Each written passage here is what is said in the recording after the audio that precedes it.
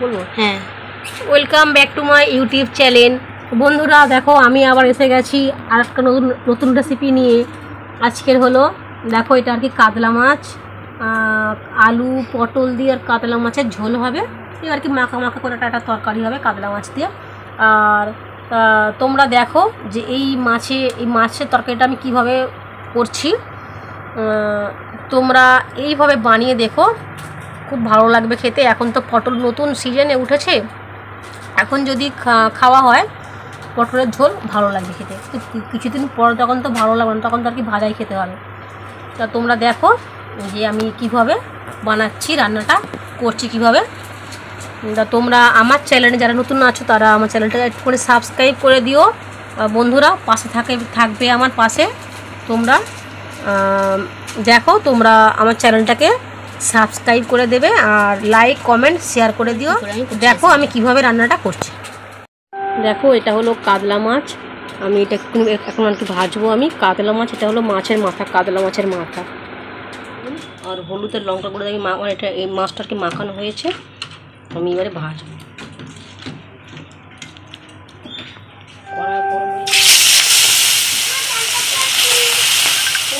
এটা অ্যাসিড হয়েছে, মানে উল্টাবো আমি, হয়ে গেছে তো উল্টাবো।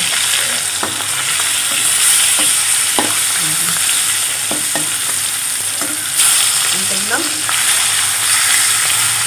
তো ভাজা হচ্ছে, ওটা আমি ভাজবো।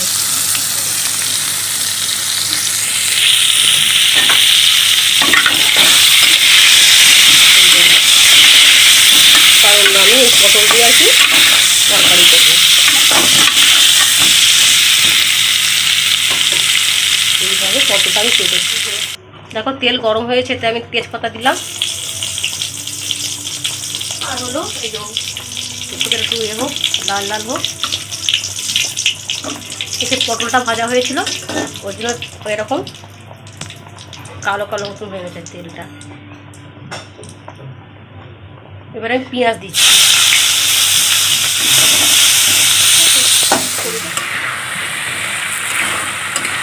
দেখো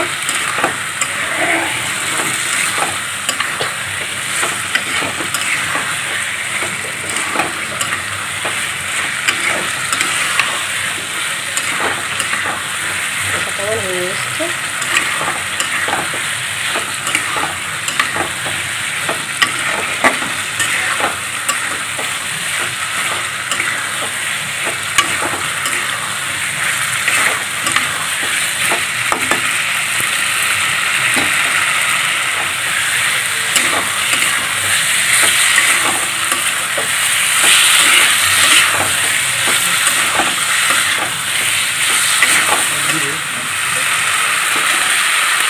নুন দিয়ে দিলাম।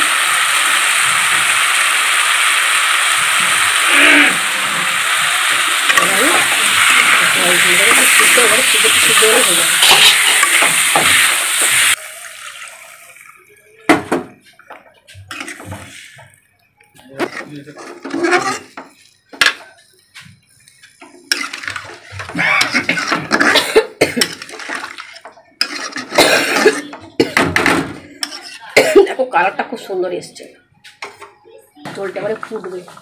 এই যে ফুটছে, এবারে মাছ দেবে।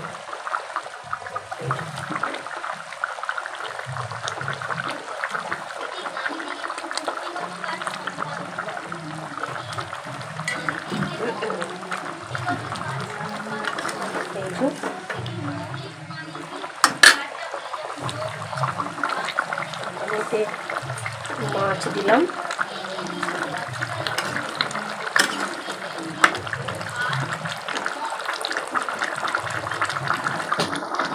আলুটা সিদ্ধ হয়ে গিয়েছে, পটলটা তো হয়েই ছিল। ভাজা করলে পটলটা সিদ্ধই হয়ে যায়। এবার এই যে মাছ দিয়ে খুব ফুটলেই তরকারিটা হয়ে যাবে। দেখো এটা কেমন লাগছে। এই যে দেখো যে আমি যে পটল আলু দিয়ে আর কাতলা মাছের তরকারি করেছিলাম, সেটা আমার এই যে দেখো রান্নাটা হয়ে গিয়েছে। আর এই জন্য নামিয়ে নিলাম, তখন তোমার দেখানো হয় একটু লেট হয়ে গেল।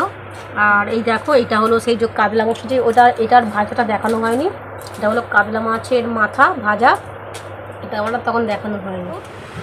আমার কিন্তু রান্নাটা হয়ে গিয়েছে, আবার খেতেও বসে গেছে, কারণ আমার হাজবেন্ড আর কি বেরোবে, তো তাই তাড়াতাড়ি করে রান্নাটা করা। এই যে ভালো করে মাখা, দেখো এই যে মাছের ঝোলও ফুটছে, মানে এদিকে ফুটছে, আমি ওদিকে নিয়ে ওকে দিচ্ছি। তার মানে বুঝতে পারছো তো আমাদের গৃহিণীদের কতটা কী করতে হয়।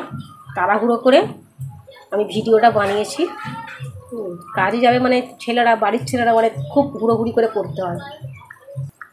দেখো তাড়াহুড়ো করে, বুঝতে পারছো তো, কারণ খুবই তাড়াহুড়ো করে আমাকে রান্নাটা করতে হবে।